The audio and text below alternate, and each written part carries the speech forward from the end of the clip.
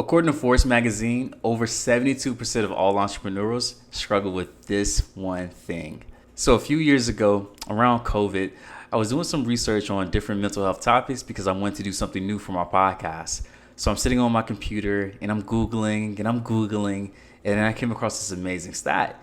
And it stated that 72% of all entrepreneurs struggle with mental health disorders in some form or fashion. And I thought, whoa, this is amazing.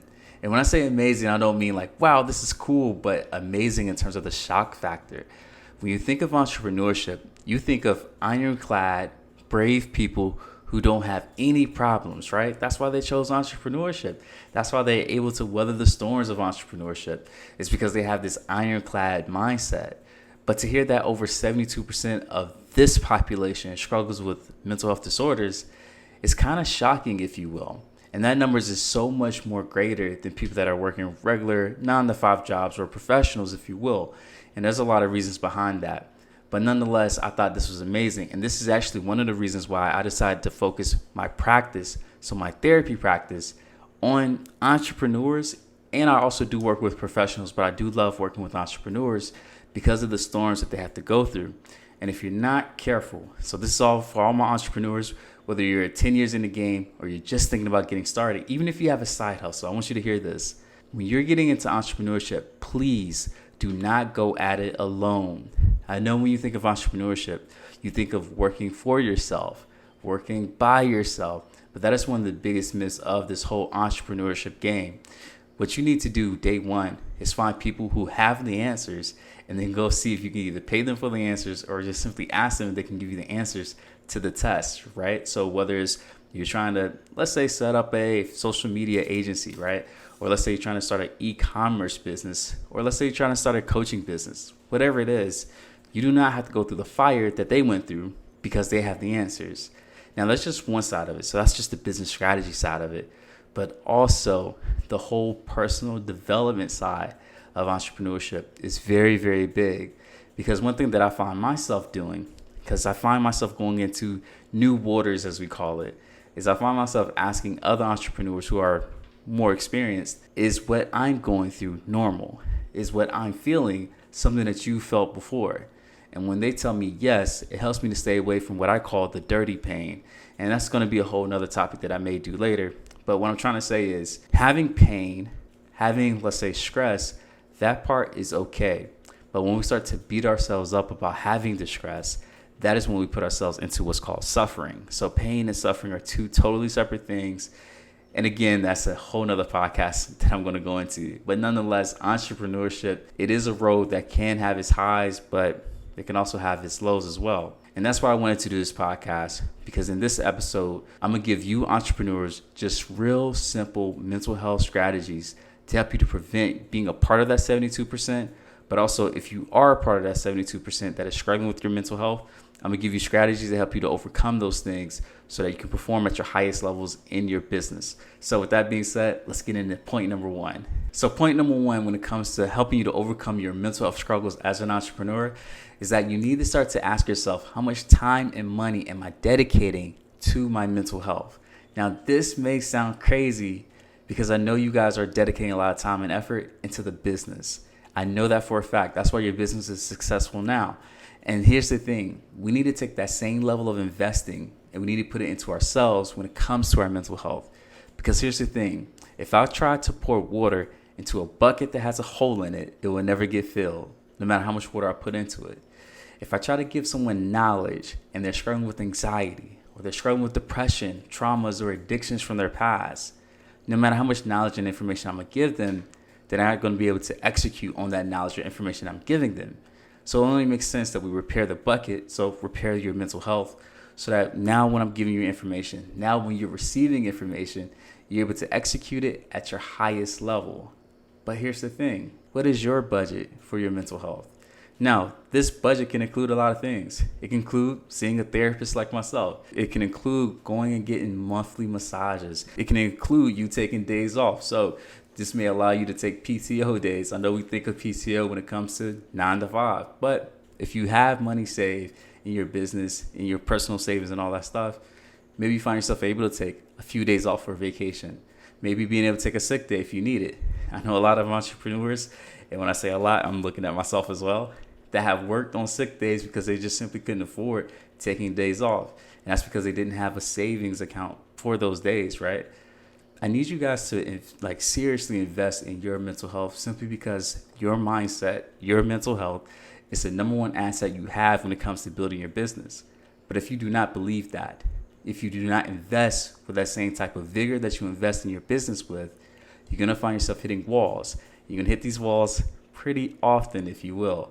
So my question to you is to look at your budget and be willing to increase that if you find that your current budget isn't conducive to giving you the mental health, let's say resources, strength, or resiliency that you're looking for. So that's probably my biggest tip, the first one. I need you guys to look at how much time and money you're investing into your mental health. Point number 2 when it comes to overcoming your mental health struggles is your belief around mental health. Now, here's the thing. I see a lot of entrepreneurs, and what is very common is for them to tell me when they heard about mental health, right? So seeing a therapist or even personal development, they always thought that this was some woo-woo type of stuff, something that is not as important as the X's and O's when it comes to building their business. And here's the thing. If you go inside of Barnes & Noble or almost any bookstore, when you find the business section, to the left of it, you're going to see the personal development section. And the reason why is because your personal development is literally going to dictate how far your business goes. Because at the end of the day, your business reflects you. So if you're not in a good headspace, how can your business be? But see, here's the thing. Again, a lot of people don't believe that mental health is as serious or as important as your physical health. And there are a lot of people who don't invest in their physical health as well. So as a result, they're not able to reach the heights that they know, or who knows, they may not even know that they could reach, simply because they're not taking the time to invest in that part of their life. Now, if you're someone who owns a business that has employees, right? So let's say you have a small business. You need to be responsible, and you need to look at what your culture is saying about mental health. Now, something that's real big here in America, but across other countries, is this idea of working 4-day work weeks so that you have an extra day to relax, rejuvenate, and get ready for the Monday that's coming up. So for a lot of my clients, if you will, a lot of them, they see me on Friday simply because they work Monday through Thursday.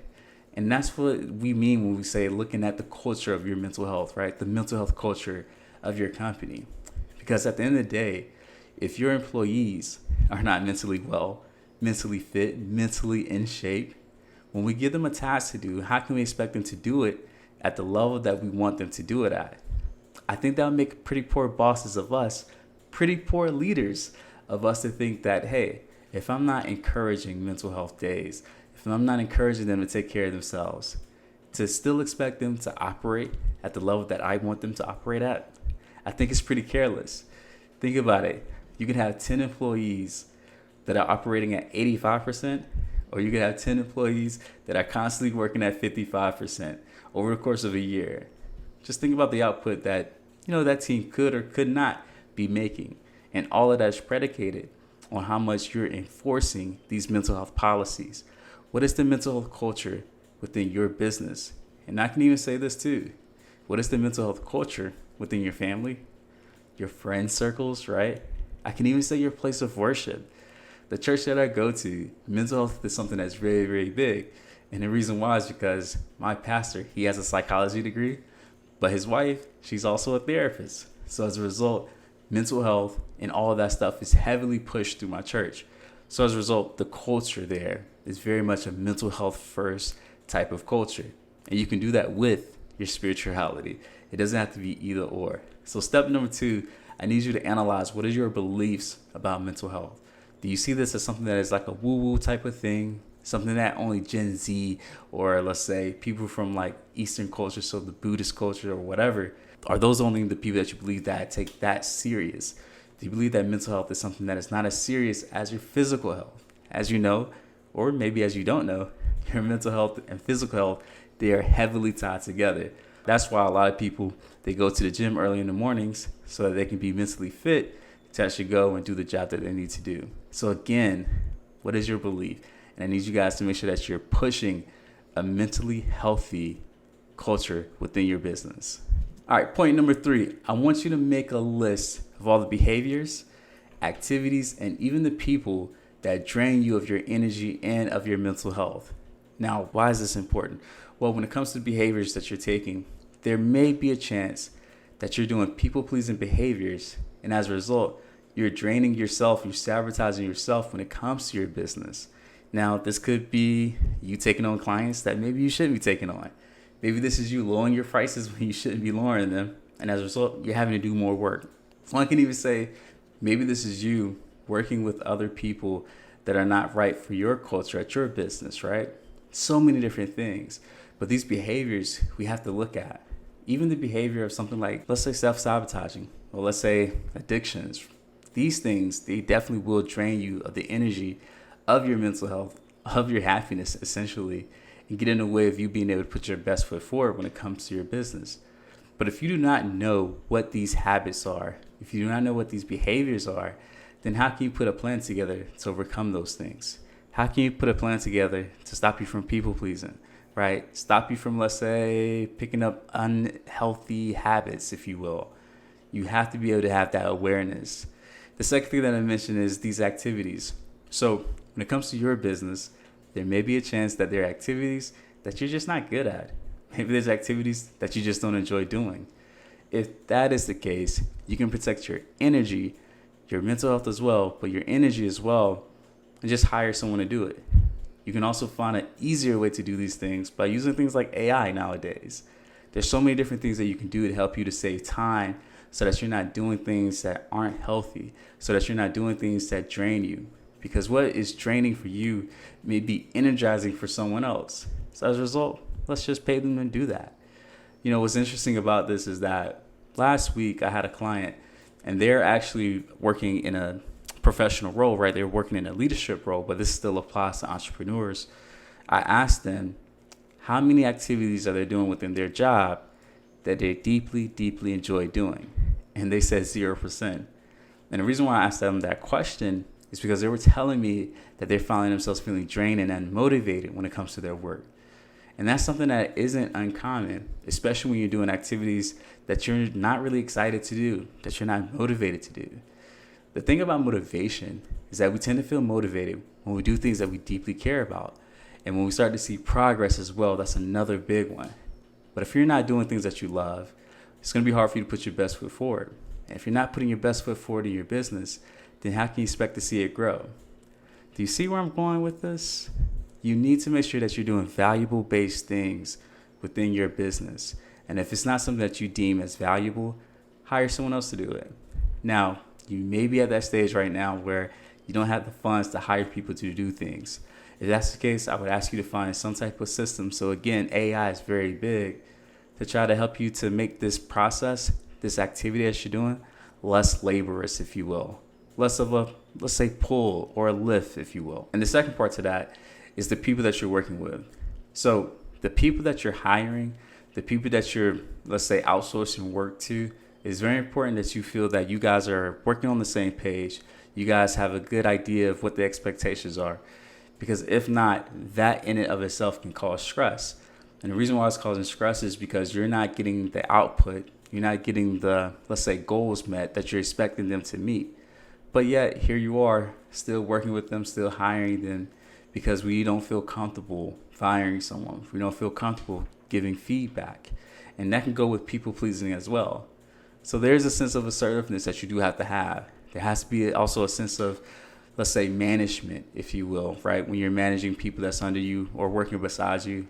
Because if not, that too can be very draining as an entrepreneur. So again, for that step, make sure that you are putting a plan in place to help you to eliminate different tasks, activities, behaviors, and sometimes even people that may be draining you. Point number 4, to help you to overcome any mental health problems as an entrepreneur, is to make sure that you stay strategic and not tactical when it comes to your time management, your systems, and how you're running your business.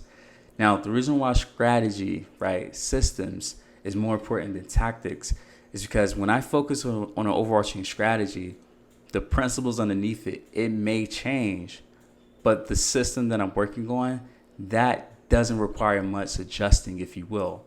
And once I have a team even the people that I'm hiring to edit my videos like this, once they understand the overall system, I don't have to be on top of them when it comes to telling them, hey, I need you to do this or do that, or I need you to change this whole thing. Like, we can do things kind of mindlessly, if you will, because there's a system in place.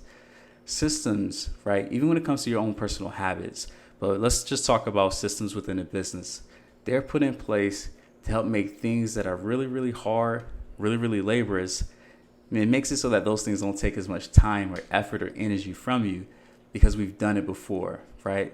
When you look at something like McDonald's, there's a system that they have in place when they're making their burgers. They can have a busload of people literally get off the bus, come in and order 30, 40, 50 Big Macs. But because they have a system in place, that order, right, it doesn't take that much energy from them. It's just kind of copy and paste one thing after the next. And the reason why is because there's a system in place. Even if McDonald's had a whole new burger that it came out with, which they sometimes do, the system doesn't change because it's the same, right? They've been using the same system for years. And honestly, I used to work at Wendy's, so I know how this system works. You have one person that's cooking the burger, and then you have someone that prepares the burger, right? And then you also have someone that's working on the fries. So if someone orders, let's say, a number one, there's 3 or 4 different people that is working on that order. And they've been working on that part of the system for months, or for some people, unfortunately, years. So when a new order comes, it doesn't take that much brain power. And the reason why is because there's a system in place. So what I would ask you to do within your business, start to institute systems. Now, here's another thing, and I talked a little bit about this earlier, but institute a system that is for your mental health when it comes to your business. So again, this may be working 4 days a week. This may be having once a month some type of mental health webinar, or maybe sending mental health, let's say, emails to your team every Friday. It can be something that simple. And because of that, it makes it so that this team doesn't struggle with mental health to the level that maybe other teams are struggling with, simply because they have a reoccurring system, right?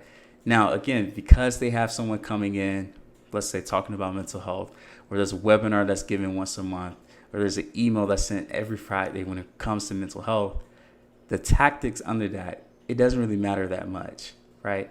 Because they know every Friday, every month, every year, there's going to be something that's going to be beneficial for them.